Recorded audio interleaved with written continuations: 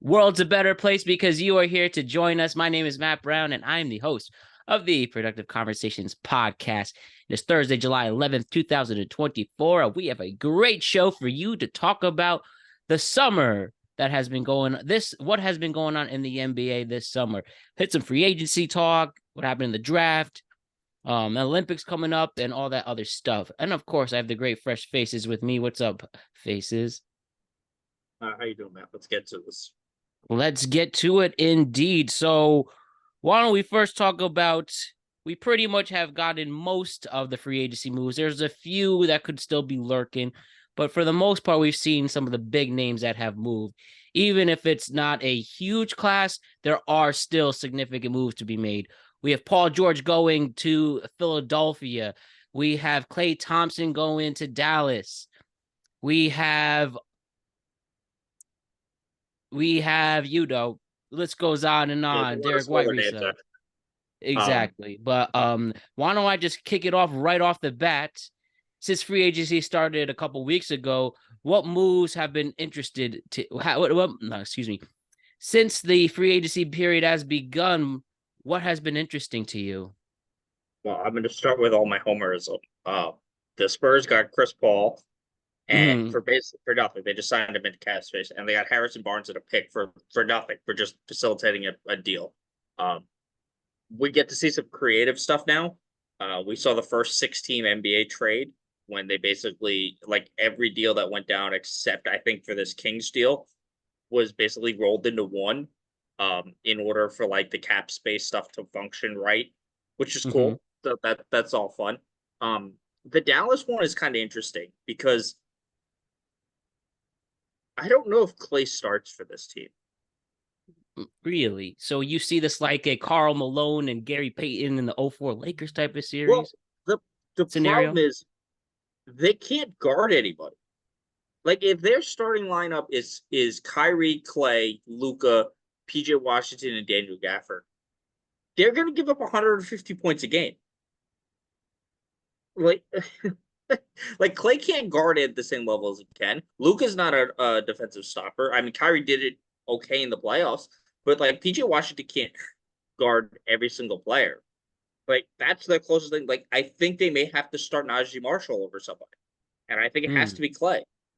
Like, And we and understand I don't Clay's not think the this same is player as well. And yeah, I don't think it's going to be, like right away, but I think that's kind of what's going to happen because like they can't, I mean, they may be able to just outscore everybody, but like at some point you need to get a stop. Uh, so I think that's going to be an interesting wrinkle.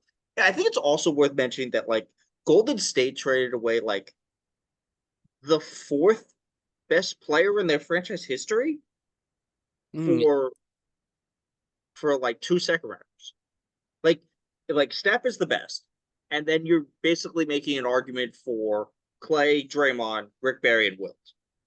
yeah, In some order, so he's no worse than the fifth best player in the franchise history. Like, and they got 2 seconds for him, which is kind of surprising. I mean, I guess he wasn't going to come in, so you have to get something.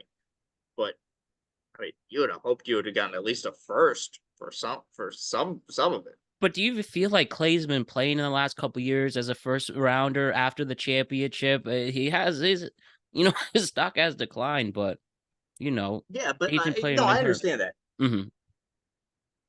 But we're still talking about Klay Thompson. Like if you're doing a multi-team deal, like somebody's got to be coughing up the first or something. Right. Out of So legacy standpoint. I mean, they had some interesting moves to Golden State. I like getting Buddy Hield because he basically gives you what his discount Clay. Like he's going to give you the shooting, but he's not going to be able to guard anybody. I like the Kyle Anderson signing. I don't know. Like the West is such a bloodbath because it's 6 teams up top. It's basically Oklahoma City, Minnesota, Dallas, and Denver are the 4 best teams in some order, and then everybody else is fighting for basically 2 permanent spots and then the rest. And you know who's like really better than anybody else at that point? Are we gonna say like is Memphis the next best team? Is uh is it the Clippers or like I don't even know. Is it New Orleans? like the West is it may be the Spurs if they like click real quick. Like they may be the 5th seed at some point. Um, It seems like the- when we start the season in October, it's about having a fast start yeah, and to keep because that up. like just for reference between 2 years ago and last year, the Kings won 48 games and were the 3 seed. They won 46 games last year and were the 10th seed. Like like And they that just was added DeMar DeRozan to that roster as well. yeah, they're going in. They're not going to guard anybody like at all. and and that's not even like the cleanest fit. Like it makes sense just to bring in more talent. Because I think Harrison Barnes fit better on this team, but DeMar DeRozan is better. Like the clutch on that team with DeMar and De'Aaron Fox is ridiculous. But like he operates in similar spaces to Sabonis, and it's not like they're like they can't guard it. Like even less than Dallas. They can't guard anybody at all. Like in any way. Like they're just gonna have to. They're probably if we see a 200-point game, it's going to be probably when they play the Dallas because nobody's gonna play any defense. Well, don't you feel like, a lot of people have criticized the NBA as a league in general for that in the regular season, and it's just going to keep on going until I don't know. Well, it's a variation. So one, the offensive guys are really really good. Like they just are. Two, they did change up, and we saw this around midseason after the scoring kind of fell off. They changed off how they were calling fouls as much, and Yeah. I think they could probably still do it a little bit more. When guys just directly drive into somebody with no intention of trying to score, um, they could probably do that a little bit more. But I think everyone they're just like the players today are just fucking good, and Mm-hmm.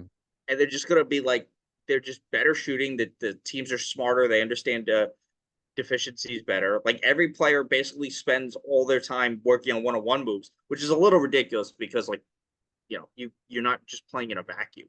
But you know, I don't think it's not like it can get boring in some cases, like bad shooting nights where teams just keep jacking up threes. But there's some good high level games. Like even if you're just watching sets within sets, it's a lot. I agree with that. And talking about some of the moves made in, and talking about some moves being made in the East, we could start with Paul George going to Philadelphia as his landing spot. Do you think he's the final piece of this trust the process, or is this 34-year-old aging player just going to be like another, old veteran that can only do so much with a team that's still trying to find their identity almost? And we know that their injury players severely plagued them during this past season.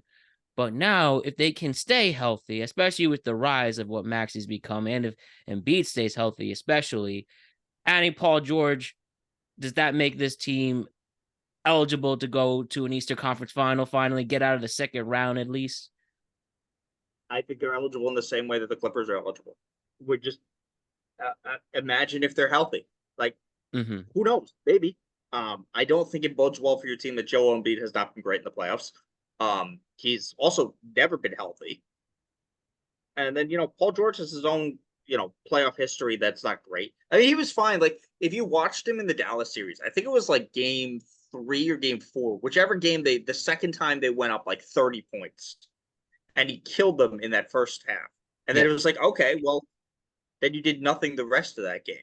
Um, there's a reason he's not like a superior like playoff performer. He just hasn't proven it. I mean, good for them. That was the guy they had to get. They got to build the rest of their team up from there. I think they got a good one in Jaron McCain. I don't really remember who else. They got Andre Drummond, which is fine. Like I think he was probably the ideal backup big that they needed. Uh, but yeah, it's we'll see. It doesn't. Nothing they do in the regular season matters. Nothing Joel Embiid does in the first round matters. Nothing Joel like they have to make it through the second round, and maybe they can. I don't know. I don't trust this team to be healthy. In the same way I don't trust the Clippers to be healthy. Um, it's just the history has shown otherwise, and until they prove that they can be healthy, they do it. So they're probably the 4th best team in the East. Um, I don't even know where I would put Milwaukee. I think Milwaukee had a terrible offseason. Yep. I don't think they had a good draft either. Although I do like their second. I like Tyler Smith in the second round. Um, they maybe it's because they have no money, but like the fact that they can't get a point guard, or like a wing or any, it's just they got Torian Prince. Like, okay, like, Giannis, you gotta give Giannis a reason to stay, and the GM didn't do much for that. So you gotta well, I mean, bank that I this know is a they're good pretty tapped season. out. I think at this point, like the only way to improve is probably to trade Brook Lopez or Bobby Portis. I I don't even know where you said Brook Lopez at this point. Like you send him to LA, like maybe Mhm. LA would like him, but like the Hey, teams Knicks that could need use a bigs center. kind of all got him. Knicks could use Maybe a maybe backup center, Memphis, maybe like Memphis because like Memphis is, and we'll talk about this in the draft. Like you're gonna rely on a rookie to be manning your defense for a potentially title team, like yeah, and that. Zach Edey. Who I like guess they he's feel gonna he's be. really mature. I don't know. I mean, he's gonna be fine. He's gonna be good. Like I think he'll be better in the pros than he was as a college player, just simply because of how big he is. Yeah, Um, and just like his ability to I think he moves better than people think he does. Like he's going to get roasted on the perimeter, but like everyone's going to get roasted on the perimeter. especially a I rookie think like I that. think if Milwaukee's going to move Brook Lopez, I think Memphis would be an interesting landing spot for that. Especially for a franchise who really wants to let the horrible couple seasons go past them and start fresh with John Morant with no legal issues and just ball. And this one thing, last thing, going back to the Paul George trade, since his time with the Clippers is officially done. A lot of people talking about how his trade from Oklahoma City to the Clippers now could be looked at as an all-time worst trade. Do you agree that that led to Shea going all those unprotected first round picks? Do you think this now just another absolute failure from the Clippers? I mean, it's it's just like they're just cursed. Now, granted, every team like this is kind of similar to the Dallas or to Brooklyn getting Kevin Durant and Kyrie. Like you're gonna do the trade. Now, everyone's like, this was a big argument from Spurs fans of like, oh yeah, you just traded you just trade for somebody like SGA and then you're fine. But like SGA wasn't that good. Like he was solid as a rookie, but that was what 5 years ago. Nobody thought he was going to be this good. It's And him then as an all-pro first team right, player. he was the like second in MVP vote. Um, he was like they're not giving up 5 picks if they think they're giving away a potential future MVP. Like that's not going to happen. Um, Yeah, that is uh, just bad luck at that point. right, You can't do and anything about that. yeah, in assuming like they had a shot in the ball, they epically crapped the bed. Uh, and then the problem with Kawhi is his quads just he can't he can't play a full season. And like we said this, I've said this every time. And there was that stretch last year when they were like 25-6 or some absurd number. And Kawhi looked amazing. I was like, okay, it's October. Like it doesn't mean anything until he plays in the play. He can't play 2 straight games in the playoffs. Like he's better playing maybe 20 games during the regular season and then praying that he can put together 17 good games in the playoffs. He's just not enough in his legs to do it. And this is what the Spurs did. They said, "Look, you have this degenerative issue," and it was a thing going back to him in college that he has this issue, and that's why he just, he is maybe the most insane what if probably since Grant Hill and Len Bias, like because we've seen it. Like Kawhi is when you think about this era and you think about like the LeBron, the KDs, the Currys, Kawhi beat all of them Yeah, to he's win a going to the title. Hall of Fame, but Right. But like think about how good he had been if he didn't essentially miss like every postseason. yeah, he's He like it's a dated reference, but it's like the Mickey Mantle of the NBA. who's all-time great, but always had issues with his body. His was self-inflicted, but obviously this one you mentioned, it's just a health condition that's been plagued him, but yet he still was able to somehow pull off this great career. I mean, the 2019 run with a one in Toronto, he beat Giannis, he beat Katie. I mean, he beat the remnants of that Warriors team. Like they were, falling apart. But they beat that Boston team. But like he had beaten LeBron already, and he looked like the best player in the world at that point. And then he never got close to that level ever again. Yeah. So yeah, he's injuries and stuff like that are tough.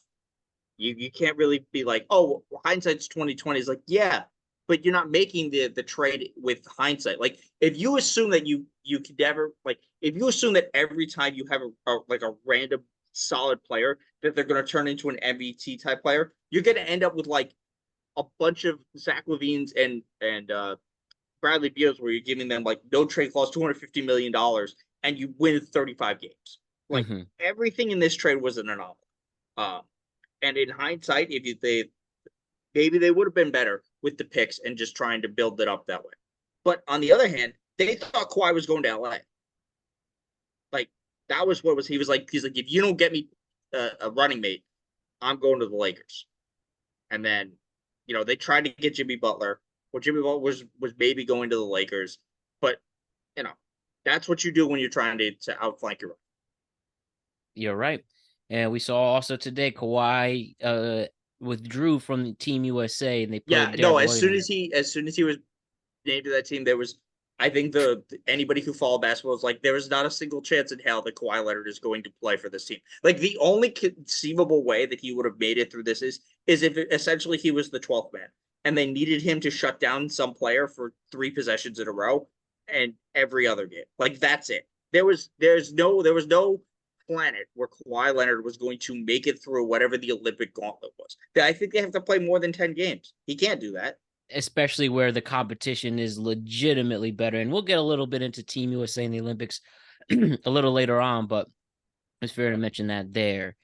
And also with this, another East move, we had Mikal Bridges get traded from Brooklyn to New York, a trade that we've talked about.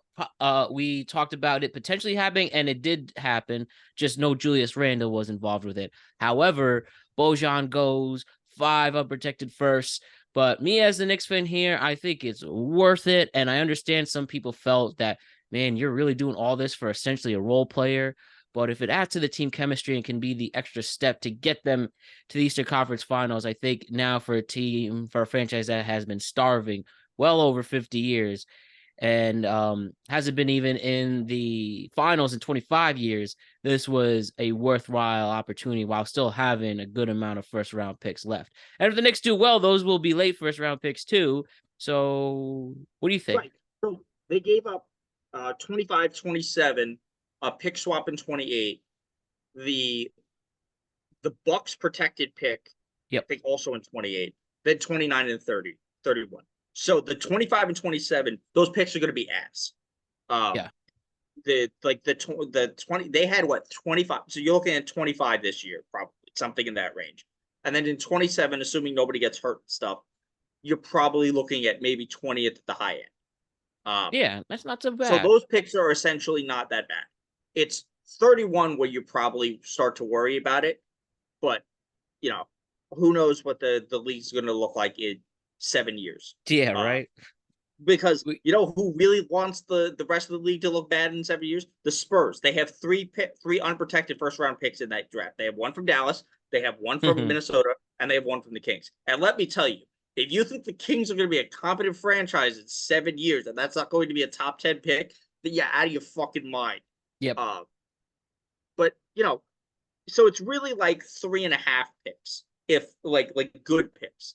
Because the Milwaukee pick, maybe it could be good, but I don't remember what the protections are on it. So it could be a bad one. So that's fine. I mean, it looks like a lot. The biggest issue for this Knicks team is they're small now. True. Like they're relying on Mitchell Robinson, and that's not going to be a good thing. And then they're basically hoping Julius Randle can be like a small ball five, maybe, like when they go him and the Villanova guys. Um, but losing Hartenstein is bad. They're probably gonna have to re-sign Precious, uh, because they just don't know how this. Like, you cannot rely on Mitchell Robinson as your center. No, you can't. Uh, Never made it, and and I don't he's know. been really crazy lately on tour. Not that that And means anything, but I'd be worried about relying on OG for a lot of the season too. He hasn't been a paragon of health either. nope. Um, The only thing uh, there is they win when he is on the court, and they're really banking on that. yeah, but that's the same argument as the Kawhi thing. Like, if you're not playing, it doesn't matter. Um, so yeah, they're gonna have to rely on Jericho Sims a little bit more. Uh, I don't know if you I, saw he's I training with Mike Bibby. I'm sure at some point Taj Gibson's going to be on this roster. Wouldn't that be Um, funny? The Thibodeau tradition that keeps saying that he I, keeps on coming back. isn't Taj Gibson like 40 years old at this point? I mean, yeah, he didn't even. Let me look like right now. Taj Gibson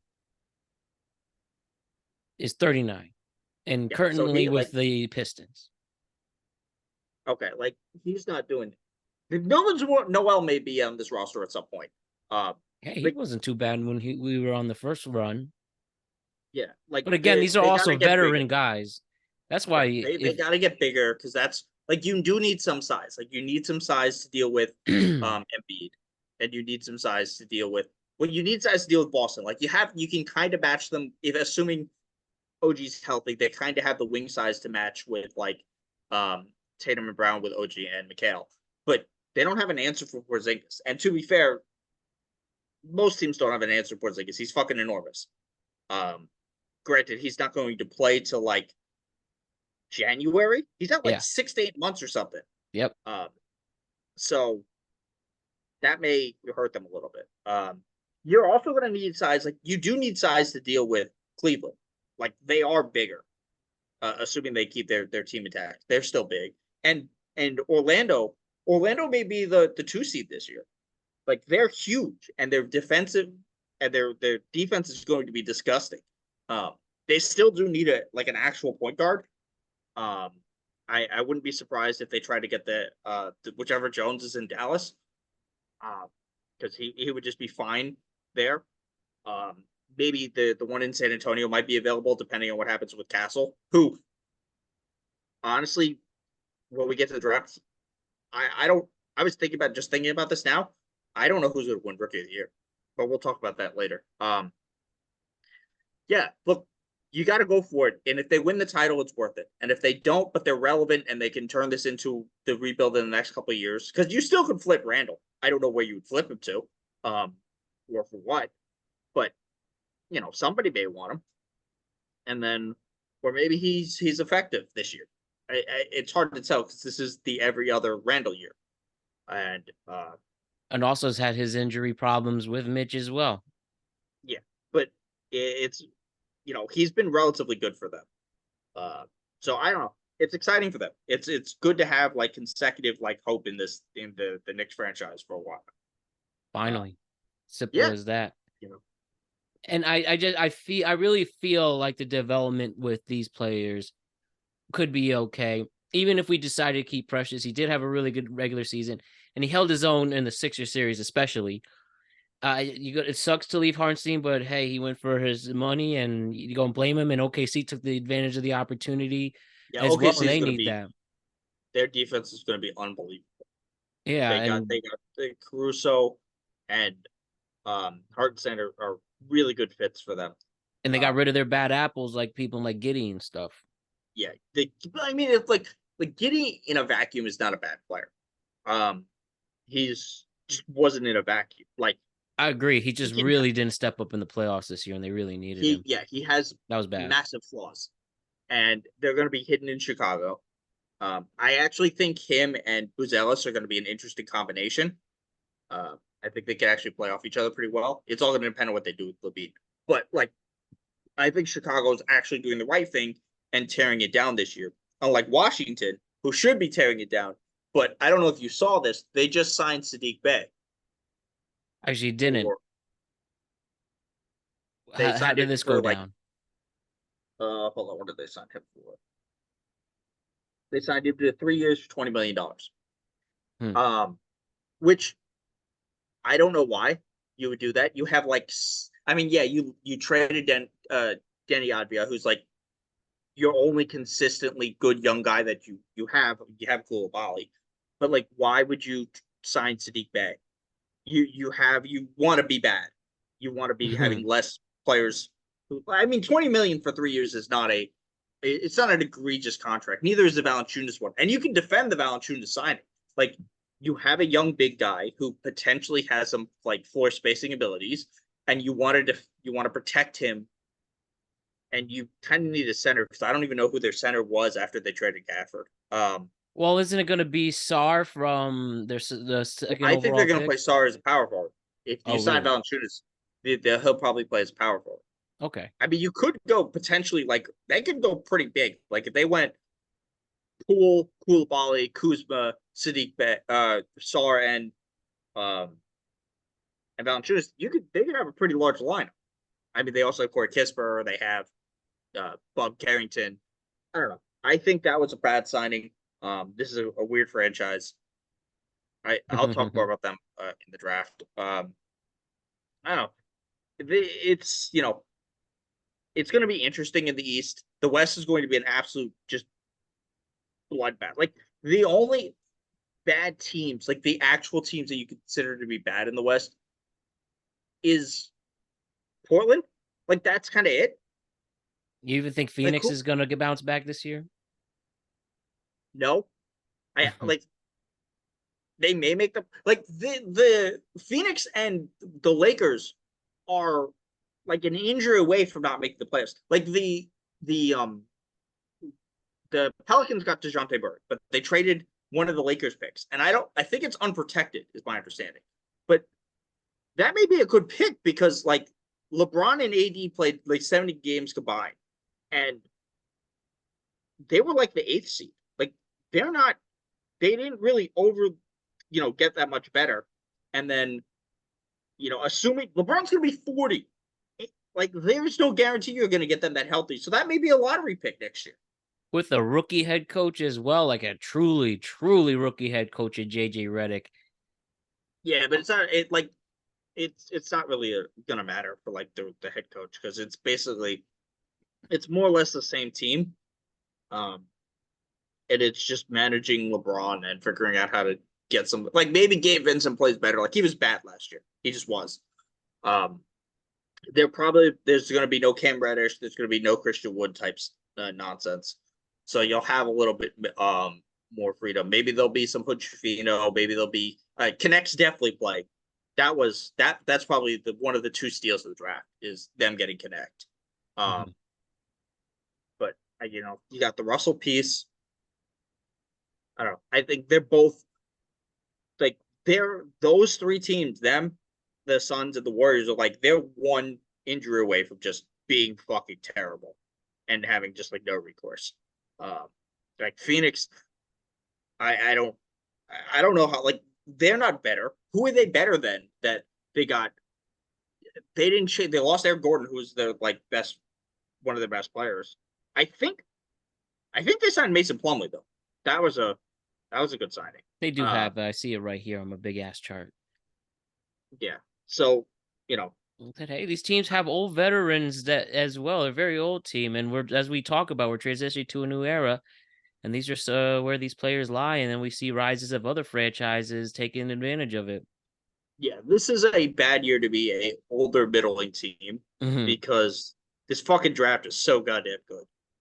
Like Well, it is Well, I was just saying, unbelievable. why don't we start with that? Why don't we talk about the 2024 NBA draft? Perfect transition. But I have to ask you first, Bach, because I've had people who personally asked me to ask your opinion to start. Before everything, the 55th overall pick was a notorious one, obviously, in Bronny James. We have to hear what you're thinking with this pick, whether you care about the nepotism being involved, whether you think it's an actual big deal or not. What do you first think about Bronny James, who scored 4 points in college, who averaged 4 points and 2 assists at USC in 25 games? What do you think? What do you think? My answer has been the same the entire time. First off, the fact that he's playing was a goddamn miracle. Second, he should have gone back to school. He just should have. He it wasn't a good system for him. He was behind the ball to start. It just he clearly needs more time. Um, Good for him for getting picked. I hope he has a successful career and this doesn't fuck it up. I imagine he may play a little to start the season, but he's probably going to spend most of his first maybe 2 years in the G League. Like he's just not ready. Oh yeah. You want just get that viral moment of an assist to his dad, and then that's it. Yeah, like it's the people who are crying, oh, this never would have happened with nepotism. Like, yeah, that's literally part of the game. Chris, how many Antetokounmpos are in the league because of Giannis? Like the youngest one was supposed to be really good, and I don't even know if he's still in college anymore. Giannis is a notorious like inside joke for NBA fans. Yeah, but hey, why not? What about J.R. Smith Jr. J.R. Smith's brother was on Nick because of J.R. Smith. Like, we had the two Toppin brothers on. You know what I think it is, Two Faces? I think this is a very unique situation with LeBron holding this type of power. We know it is a thing. I really don't think it's enough to, lose your mind over. It's just a very unique situation, which we likely won't see again like this. We really won't. We'll not a lot of people. 2 years. Well, when the other one comes out. Well, do you think he's gonna? I mean, I guess he's signed for 3 years. Fine. If that's the other case too, and then we have the other James kid. I'm sorry, I just can't make on his name. Like, he's gonna have to go to another team because I think he's gonna be a lottery pick. Okay, there, but just because he's just bigger. Than LeBron.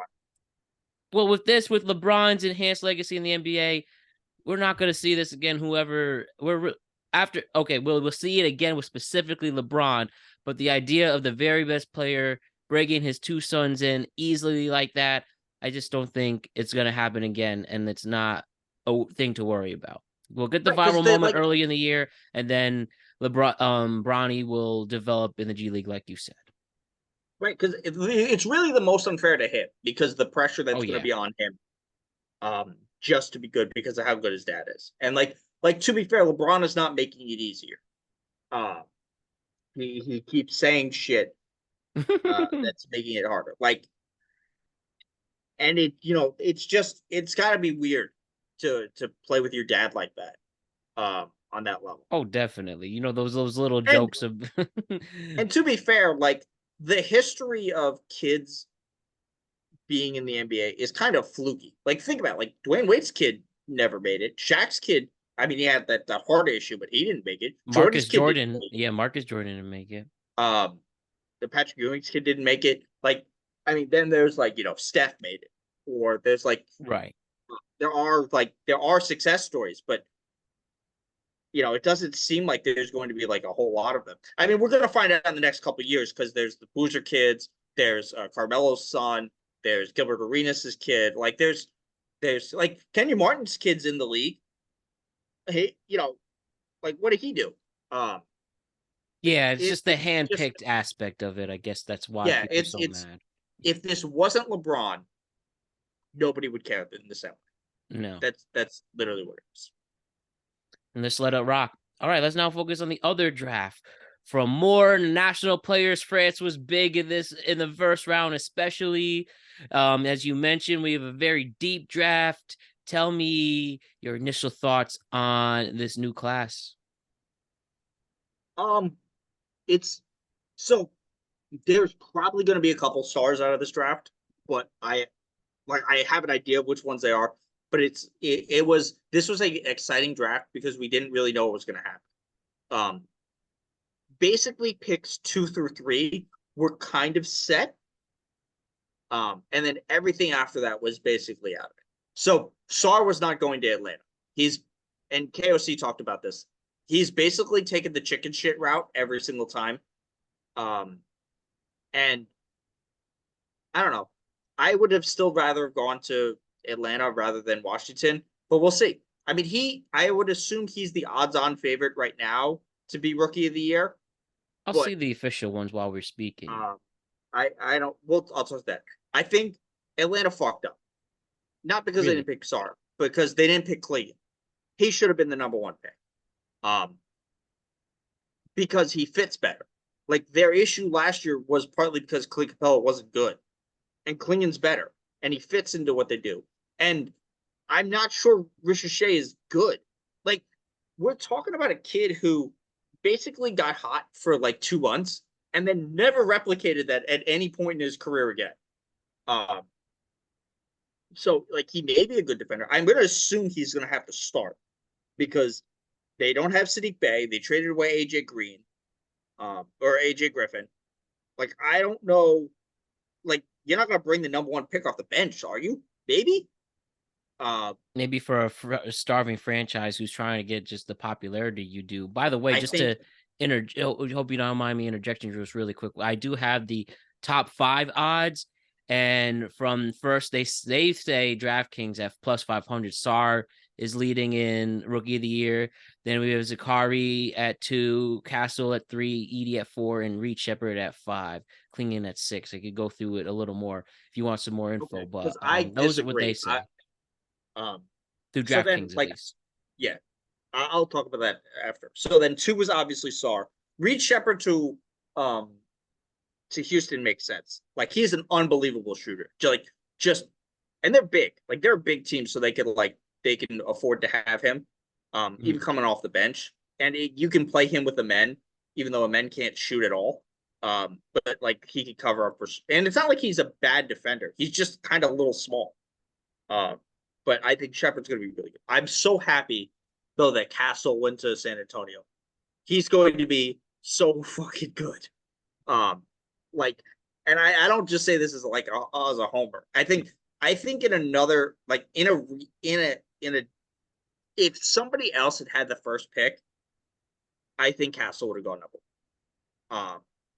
Him or Klingen should have gone number one. This kid's going to be really fucking good. And he knows how to Like, win. He knows how to win. He's a champion, 2 championships. and now he's going to get mentored by Chris Paul. And so you expect him to be starting? I expect him to be starting at some point because Chris Paul's almost 40. Okay, And so start with Chris Paul at the beginning of the season, then they I do think the that's switch. probably what's going to happen. Or he may not. They may start Trey Jones instead of him. But I guess it depends on how they're doing in the playoff race. But he's probably going to start at some point this season, if not next season. But that would be my guess. How you feel about Dillingham? He would be my dark horse rookie of the year candidate if he starts like 10 games into the season and he puts up 15, 6, and 6 on like relatively decent shooting, he may win. Just because this class has a lot of issues. Like when you think about it, if you think about the top 5, top 5, 6 picks, like it's not going to be Ricochet. He's like the 4th option on his team. It could be Sar, depending on if they like figure out a pecking order. Shepard's like the 7th option on his team. Then you have Castle, who could be the 3rd. He could be the 3rd option on this. If he starts, he's the 3rd option behind Wemby and Devin Vassell. Then you have the next pick, which is, and this is where I think there's a couple teams that I think really fucked up. I think Detroit fucked up. Again, I don't think Ron Hall was the right pick because he can't shoot, and you cannot play Ron Holland, whichever Thompson twin they have, Jalen Duren at the same time. There's zero spacing in that lineup. Like the defense will be incredible, but you're gonna have holes in your backboard.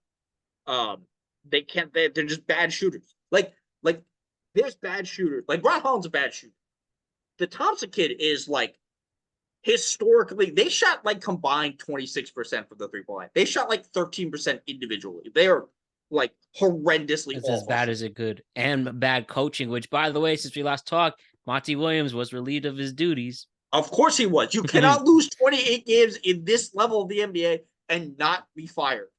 Yeah, I agree. It's just I was very not that I was surprised, but they really did eat up all that money. What's that? $85 million still left on that deal.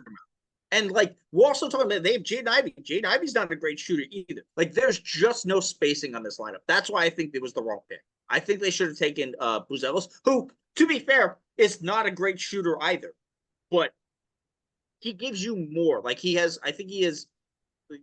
like be like an off-ball ball handler in a way that Holland can't. Yeah. And then the Hornets fucked up at 6. So Ron Holland's not going to win Rookie of the Year. The Hornets fucked up at 6. They took that French kid, Saloon, Yep. who, I mean, I guess maybe I heard he's a project, is my understanding. And then the Klingon at 7. So he's probably not going to start because I don't know if you're going to start him in 8. I mean, you probably could. What if you put him at the 4? Yeah, or you put Ayton at the 4 and give Ayton a little bit more shooting. I don't know.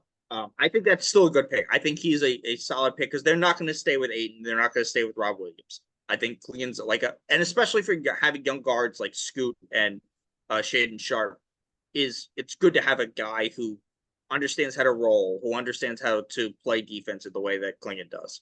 I think he's a good fit there. So then we're at 8. 8 was Rob Dillingham. This pick I had a problem with. Not Yeah, I because was going they to ask you traded about that.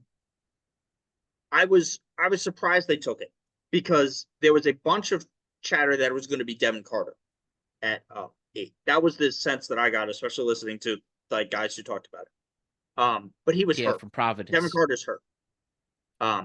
Rob really. This is why I have a problem with what happened. Rob wanted to play in San Antonio really, he was the guy who was like, I want to be here so badly. Like, I love this city. I want to be in San Antonio. Like, he wanted, and for him to be traded, not to to be fair, he's gonna be good, and he's going to a really good system, and it's a really good fit, and it was a really smart trade for the Timberwolves to trade for him. But this is kind of like when the Sixers drafted Mikal Bridges and then traded him. Like, you feel bad for the kid because he wanted to be a Spur really badly. He's not going to win Rookie of the Year because he's playing in Minnesota and he's like the 12th option there. I mean, he's a good fit for that team. That's just a high. That's very high. That's a very high pick to put as a 12th man, though. Well, I mean, offensively, because offensively it's Anthony Edwards. He's not going to start. Yeah. And so then when he comes in, depending on which orientation he comes in with, he's not going to be the number one option if he's coming in. Unless he's playing in a full bench lineup, he's not going to be the number one choice. So he's probably going to be done. He's more likely to win 6th man than he is Rookie of the Year. Then 9 is Zach Edey. So you knew that Memphis was coming out with one of them. They were either coming out with Klingon or Edey because their biggest issue is they don't have any fucking big guys. And Jaren Jackson's not a center. He is maybe the worst rebounding big in the league. So, Edey may have been a reach, but he fits their team, and he's fucking huge. And I think he's not going to win Rookie of the Year, but he fits this team. I'm very interested to see how well they utilize him. Then 10th is Cody Williams, and he went to Utah. Cody's just not ready to be a guy who's going to put up those numbers. Now, depending on whether they trade Marketing, he may have to put those numbers up anyway. Although I think Utah may have gotten the other steal in the draft, getting Isaiah Collier at 29. I don't know why Milwaukee didn't draft that kid. That's what they need, like a pit bull guard. That would have been a good pick for them instead. But Cody's a good solid pick. They got Isaiah. The Utah had a great draft. They got Filipowski at 31 or 32. Now, I don't know how real those stories are. I was about to ask you about that. Him with the Mormon, the girlfriend, taking him away from his family and stuff. He didn't have a good summer league debut, whether that matters or not. But he seems like a strange guy. But you think you do have some faith in him? Overrated. Okay. I think he kind of gives me Frank Kaminsky vibes. Mm-hmm. And I love Frank in college. I thought he was great. I think had he not played at Duke, he wouldn't have as much hype. But I don't think he's going to be maybe he's going to be Kelly Olynyk. But I don't know how good he's actually going to be. But I think it's a good, at the 31st pick, it's a good swing. Now we get to 11. I think Mattis Buzelis is got a really good shot at winning Rookie of the Year. Now there's some caveats of this. They have to trade Zach LaVine, or he has to get hurt again. And they basically have to put the ball in his hand. Basically just trade off him and Josh Giddey, trading it off. And then Kobe White. That's how they're going to they got to use him. Like that. That's a kid who fucking cares. Like that's the type of a player this franchise needed. Now, the other thing is, since the flattening of the draft odds, you do not want to be the worst team in the league. I don't know if since the odds flattened, I think in 2018, if the worst team in the league has gotten the number one pick. No, it's never happened. So it hasn't happened since they changed the system. Not once. Because Detroit's been the worst team the last 2 years, and they've got the fifth pick. So like you don't want to be the worst team, and I think they have the infrastructure to not be the worst team. But they're still going to be bad. They're probably going to trade Vooch. They're probably going to. I don't know what they're going to do with Levine. He probably is going to end up like a Laker. It seems like a panic trade with the Lakers is probably what's going to happen there. Finally pull the trigger. We've been waiting for this trade for a long time for him to leave Chicago. Well, I think it's a little bit his value's taking a hit in a way that's not really fair to him because he's a good player. He's just, hasn't been healthy and hasn't been on teams that have won through no fault of his own. Like when that Bulls team was healthy, they were like the 1 seed. Oh yeah. And then the wheels fell off when Lonzo basically his knees broke down because he wore his dad's shitty shoes. Mm-hmm. Like I'm gonna be honest, this is gonna be a fascinating rookie of the year race. Simply because a lot of these guys are in weird situations. There's a lot of like the guys who you would think would win it in places where they're not going to have really the same amount of opportunity. Like if Reed Shepherd or Rob was in like Charlotte, they would probably win. Or like if Ron Holland was in Charlotte, he would probably. If Bodish was in Charlotte, he'd be the runaway favorite because LaMelo is going to play 15 games and get hurt again. Which speaking of Charlotte, fuck that team. I do actually want to mention this to the Clippers. Because there is a differentiation between Miles Bridges, Kevin Porter Jr., and Josh Primo. These three guys have all had like legal issues in the past. Now Primo is the most easy one to defend. He basically just had an issue with pulling his dick out. I'm not saying anything they did was good, but they're not on the same level. Like Primo was cut by the Spurs because when he was talking to psychiatrists, he kept whipping his dick out like 8 or 9 times. So, that's a growing up thing. I don't know if he went to therapy for it or whatever. So he's not like a lost cause. Porter Jr. and Bridges beat the shit out of some women. Like, I'm pretty sure Bridges was in jail at one point for this. He's also not that good. Like, somebody has to score on that team, but he was like 21 points a game. He can't guard anybody. He's almost 27. Like, I don't know how much better he's going to get for that deal. Now, it wasn't a great deal, but the Kevin Porter coming back is like inexcusable. Yeah, I don't blame you for saying that. I completely agree 100%. And you just wonder, why are they giving these players a chance when they aren't making a big impact on your team at all? Like, it's never excusable, but there are so many teams throughout all the sports who will sign people with legal issues because they help them win. These other players do not help their teams win in general. It's upsetting. You just are baffled by it. It's a bad look for the league, especially since like the only one who's banned was Jonte Porter for gambling. Yeah. Like that's not a good look for just the way the league is supposed to be. You never see I haven't seen any I just haven't seen Silver get a question on it. Like, what do they tell him not to? I don't know. Yeah, no, you ban them. You ban them. You said we do not want players like this in our league still.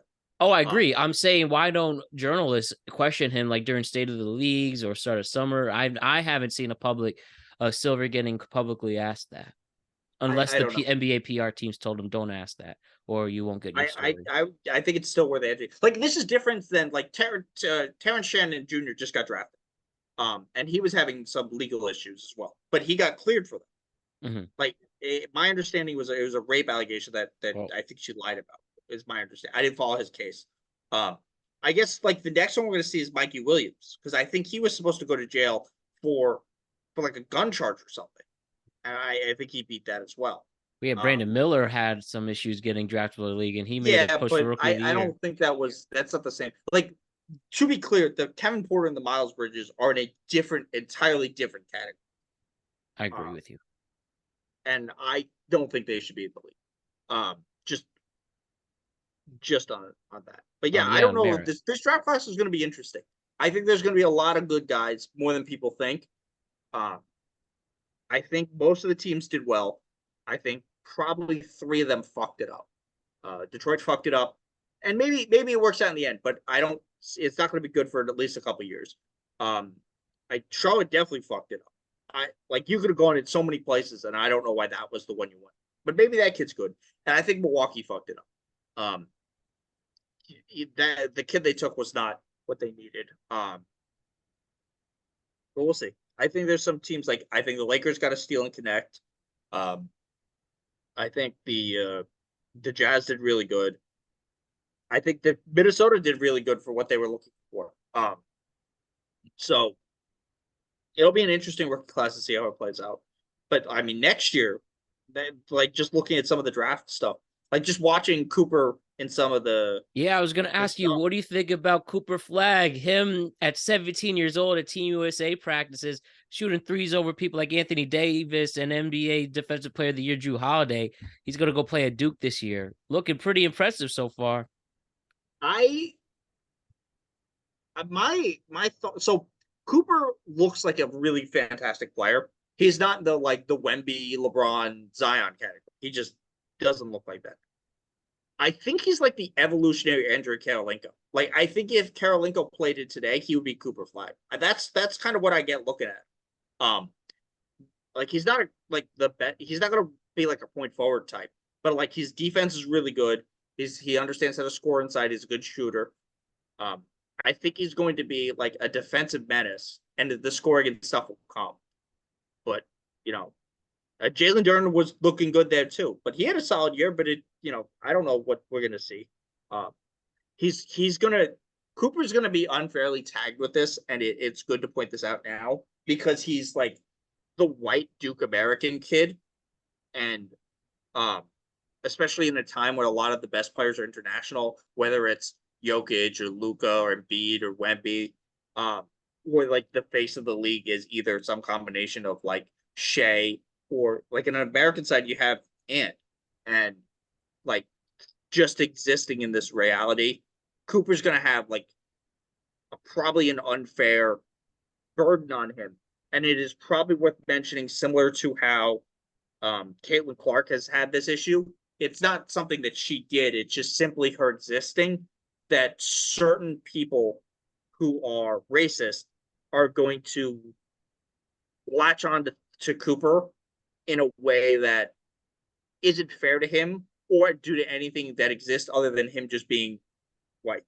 And they get jealous of his NIL money. No, I don't think that they're like Clay Travis is going to probably say some racist shit about him, because he's done it with Caitlin Clark. But I think he's going to be good. This class is going to be good. VJ Edcombe is playing, I think, for the Bahamian team. He looks like he's going to be very good. I'm not super on the fence about Ace Bailey. I think he has a little bit more bust potential. I was watching the Hornets play the China team. They kind of suck. The China team. This is the summer Hornets. The summer league, yeah. Yeah. Now, granted, it's summer league, so everyone kind of sucks. Yeah, right. 90% of the players that are here, you're never gonna see on a legit basketball court. Yeah. Remember Brandon Miller was terrible in summer league, but he was playing with 2.5 NBA players. It was him, and then one other guard, and then Kai Jones. But the China, they were talking about their big guy being a lottery pick in this draft, and I was like, no, I don't see that happen. Unless he's late lottery, but this is going to be a good draft. And I guess this is going to be during the winter, during the college basketball season, and this is going to be an exciting Olympics. Yeah, let's transition with that. Team USA bringing back the gold with this team. maybe. I mean, like this is not, like, oh, they got to worry about the Gasol brothers and Ibaka in Spain and Ricky Rubio. Like, there's some legit teams here. Um, and Canada's this is a one to weird, watch. like, this is going to be a weird team in the alpha sense. Like, because you have LeBron and Curry and Durant, who, you know, they've been the face of the league for the last 15 plus years. Um, so they're obviously going to want their time. Like, they're going to be, basically starting. And then you got Tatum, who just won a title. You have Embiid, who, you know, thankfully he's on the American team, because if he had gone and played with France or Cameroon, or if he had gone and played with France, France probably would have won. Like, holy shit, you would not have had the size to match up with them. But maybe he gets hurt. Like, they're relying on a lot of like shaky bigs, or him and AD. This could bring you some crunch time stuff. Steve Kerr wasn't great the last time he coached our team internationally. I don't know. This will They be got some fun to really see good how they assistants with Van Gundy and Spoelstra. Yeah, he has very good assistants. Um, the defense they have some really good defenders on this team. Derek White is just added. Drew Holiday is there. Tatum is a good defender in his own right. Ant's a good defender. So they're going to have the ability to mix and match pretty much. It's basically going to come down to egos, I think, and then hopefully not injuries, because I think Durant's already might not be playing in the exhibition tonight. Yeah, against Australia. Right. So like, but there's some good teams. Like Serbia has Jokic, who, he's the best player in the world. Then there's Australia Canada. is like not a bad team. They're scrappy, and they got like Giddy, and they got Patty Mills is like always, one of the guys who leads the thing in scoring. And then you got France and Canada, who are the biggest two issues, because France has the best defensive front line in Wemby and Gobert. And like, they're just like, he may just go off again. Like Wemby might just have like an absurd game that they just don't have an answer for, because they're just too big, and he's just, he's gotten so much better. And then Canada is just unbelievable how good they are. They got Shea, they got Dylan Brooks, they got RJ Barrett, who, you want to talk about a team that fucked up the offseason.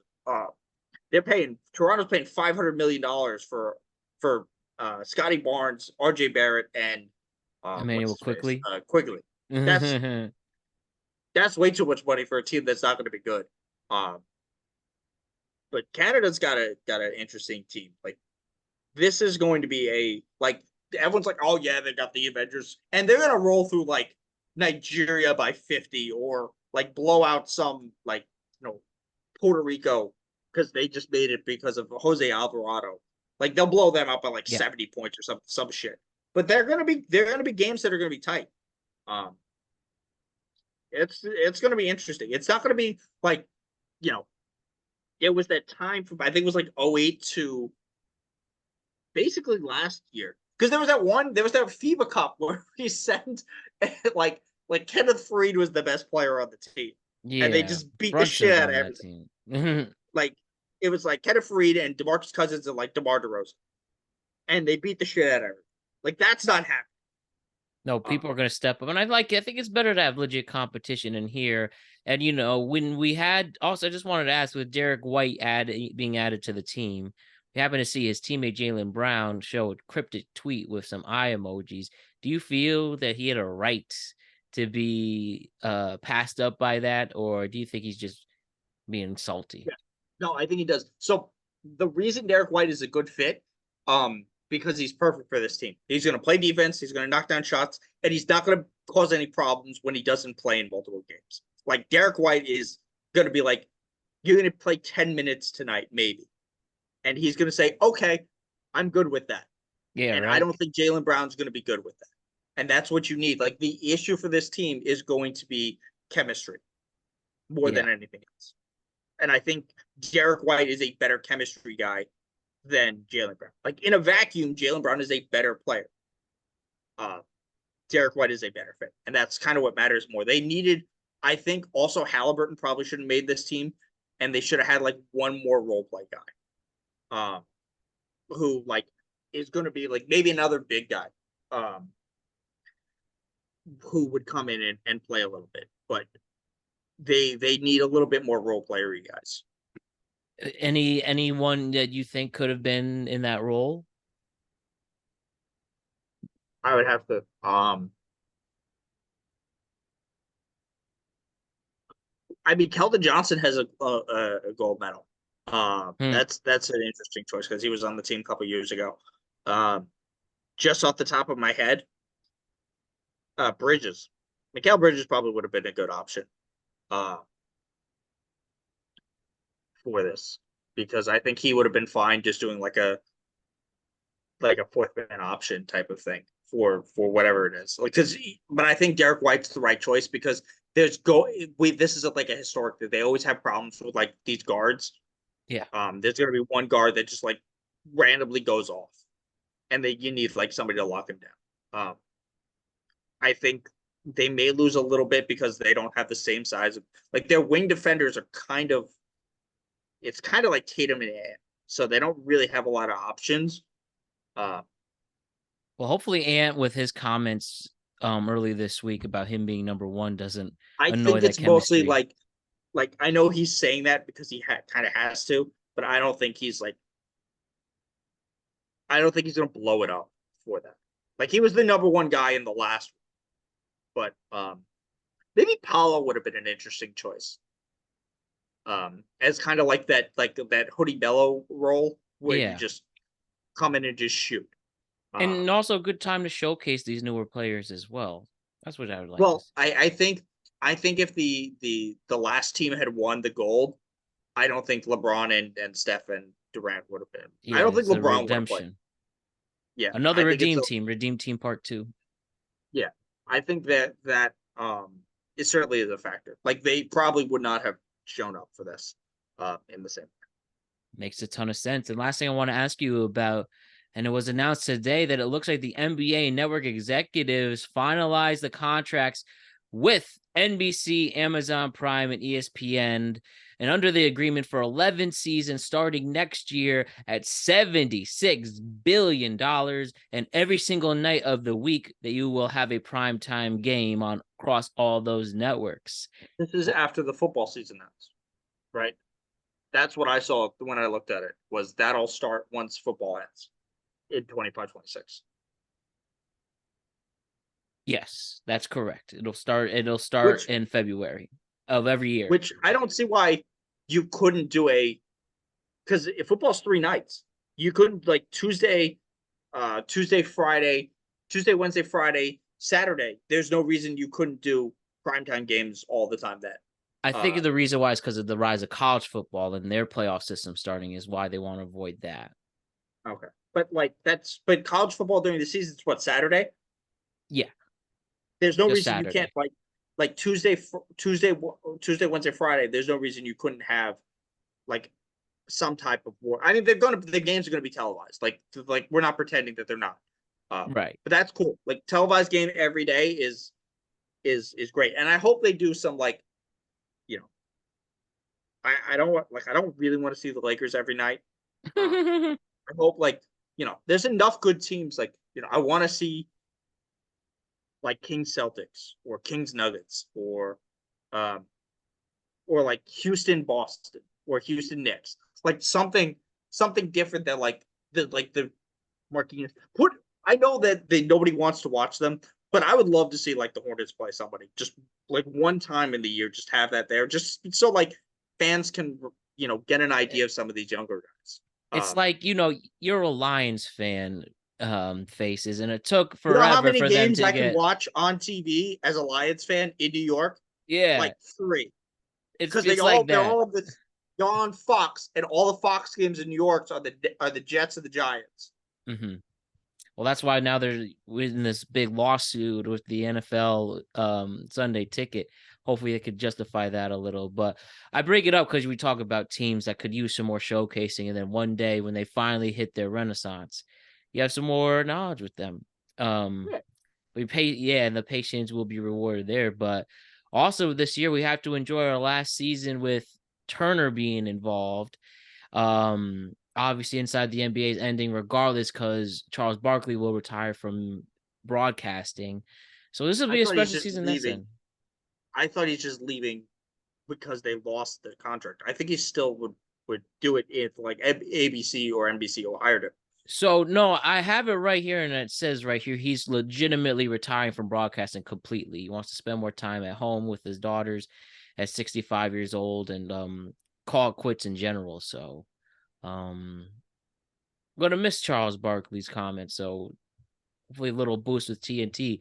Now, who knows? Maybe that probably was an influence because of them failing to secure NBA rights themselves.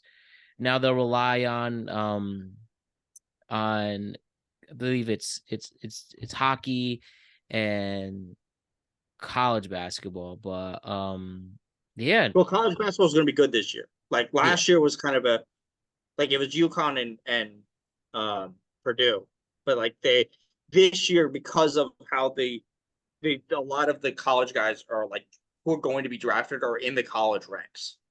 Like Oh so yeah. they're gonna have them like have more because the G League kind of collapsed. Like the Ignite team is not The like Ignite teams, yeah, nobody watches them unless you're truly yeah, hardcore, and then it's boring basketball too. right. So like they'll be able to do more college basketball games like this year. So let me ask you, who do you think should be the first voice of the Amazon NBA? Should be an Iron Eagle? That'd be my pick. I For them or NBC. He's always my favorite. Or they come up with I just some new up and comer. You follow any of that or nah, not really? I don't follow enough of the like the actual broadcasting. I mostly just Okay, no whatever's on problem. TV. Like yeah, I don't know.